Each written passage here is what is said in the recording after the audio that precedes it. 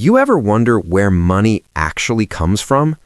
Like, you work your job, get your paycheck, put it in your bank account, and then what? It just sits there, right? Wrong.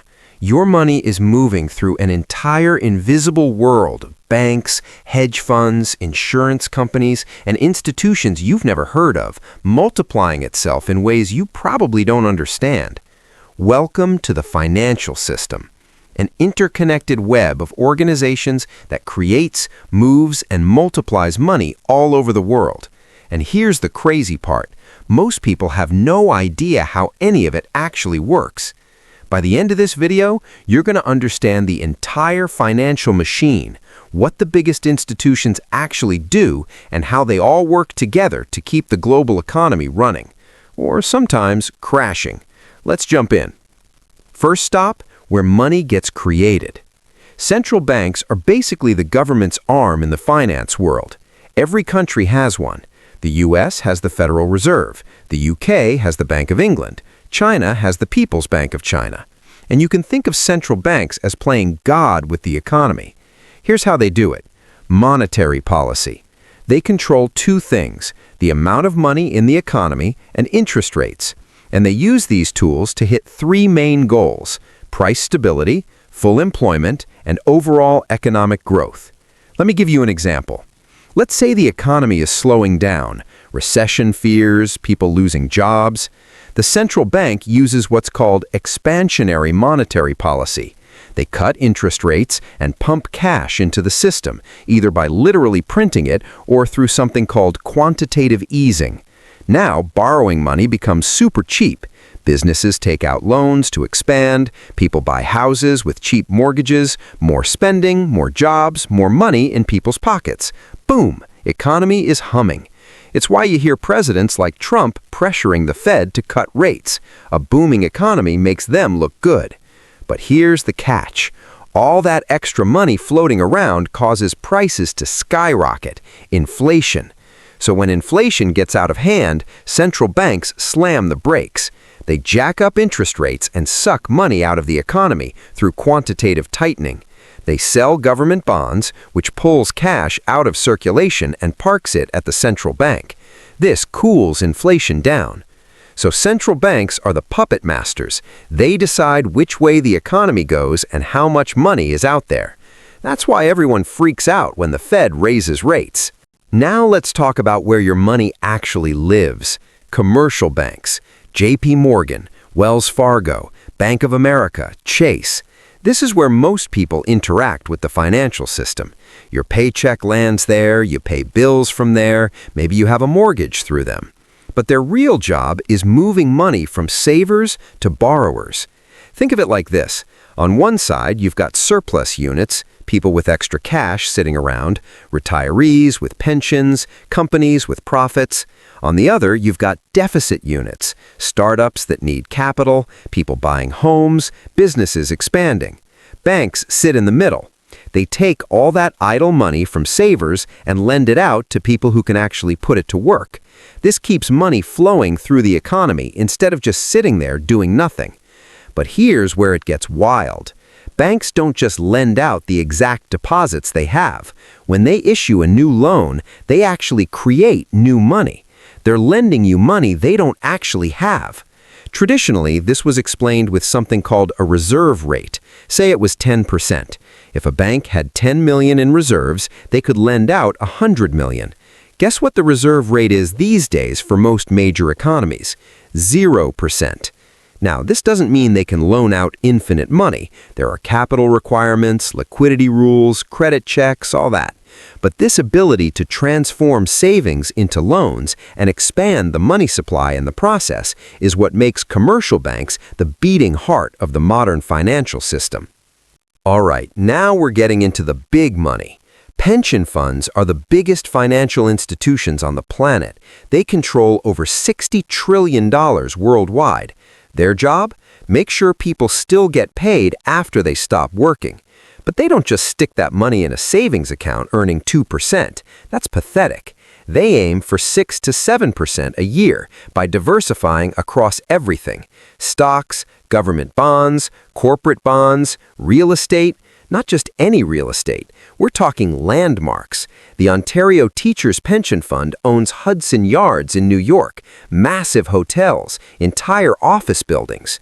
And they don't stop there. They pour billions into hedge funds, venture capital, and private equity. In fact, pension funds are the largest single source of capital for those guys. So while pensions might feel invisible when you're young, they're quietly one of the most powerful players in global finance. Now, mutual funds are similar, but for regular people. Instead of needing millions to play in the markets, anyone can throw a few $1,000 into a mutual fund and get professional management. Vanguard, Fidelity, BlackRock. Here's how they work. They pool money from thousands of everyday investors and buy giant baskets of assets, stocks, bonds, real estate, whatever the strategy calls for.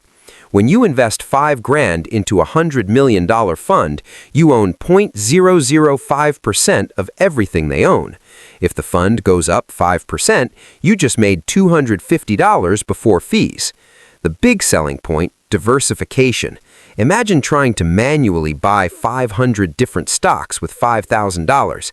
Tedious and stupid. Mutual funds give you access to a much wider spread, and they come in two flavors. Actively managed funds hire professional stock pickers trying to beat the market, and passively managed funds just copy an index like the S&P 500 and call it a day. Since passive funds don't need fancy analysts, their fees are way cheaper. But mutual funds are for peasants. The big dogs park their money in hedge funds. Hedge funds like Bridgewater, Citadel, and Jane Street are the money-making playgrounds of the ultra-rich. Unlike mutual funds that anyone can jump into, hedge funds are only open to accredited investors. In the U.S., that means you've got at least $1 million net worth, not including your house, or you're making $200K a year. Why? Because hedge funds can be insanely risky. They raise cash from pension funds and wealthy individuals and use it to place some of the boldest bets in finance. Here's the funny thing. Most hedge funds actually underperform the S&P 500, but the rare ones that hit it big, they absolutely crush it. Jim Simons averaged 70% returns for decades. That's triple Warren Buffett's average. But this market magic comes at a cost. Most hedge funds charge 2 and 20, a 2% management fee on all the money they manage and 20% of the profits they make you. And unlike mutual funds that just buy assets and hope they go up, hedge funds bet on literally anything. Stocks going up, stocks going down, currencies crashing, interest rates moving, oil prices, crypto, even election outcomes. They get to do this with way fewer regulations. They short sell, they use massive leverage, borrowing money to supercharge their trades. They use complex derivatives like options, futures, and swaps. And these days, they're using AI to run trades. The added risk and greed often results in prison time for the managers, but when they win big. Investment banks like Goldman Sachs, Morgan Stanley, and Citigroup are basically the corporate matchmakers of Wall Street. They connect big businesses, governments, and institutions with money, lots of money. They do a bunch of things, but their bread and butter comes down to 3 big ones: taking companies public, mergers and acquisitions, and raising capital. When a private company wants to go public, they call an investment bank. The bankers figure out what the company's worth, handle mountains of paperwork, and most importantly, hype it up to investors so the stock actually sells. Like when Morgan Stanley took Facebook public in 2012 and raised $16 billion in a single day. That's the GDP of a small country hitting your account overnight. Then you've got mergers and acquisitions. When one company wants to buy another, things get messy. You've got to value the target, negotiate terms, comb through financials to make sure you're not buying a dumpster fire. That's why companies hire investment banks with armies of analysts to run the numbers and keep billion-dollar deals from collapsing. Third, raising money. When companies need more cash than they can get from a normal bank loan, investment banks step in. They help issue corporate bonds, arrange massive loans, or sell more shares. Their key skill, convincing investors to hand over their cash, and they're really good at it. So good they even sell scams sometimes. Now, private equity firms are basically house flippers but for companies. Blackstone, KKR, Apollo. They raise mountains of money from pension funds and insurance companies, buy businesses, fix them up, and flip them for massive profits. Here's the sneaky play. They use leverage, as much leverage as possible. Say they're buying a $100 million company. They'll put down $20 million and borrow $80 million. Then they dump that $80 million in debt onto the company's books. So if the company goes south, the private equity firm doesn't owe anything. This is called a leveraged buyout. After the takeover, they cut costs, fire people, strip assets, and flip it in a few years for 3 to 5 times what they paid. Like when Blackstone bought Hilton Hotels for $26 billion, put in $5.6 billion of their own money, and walked away with $14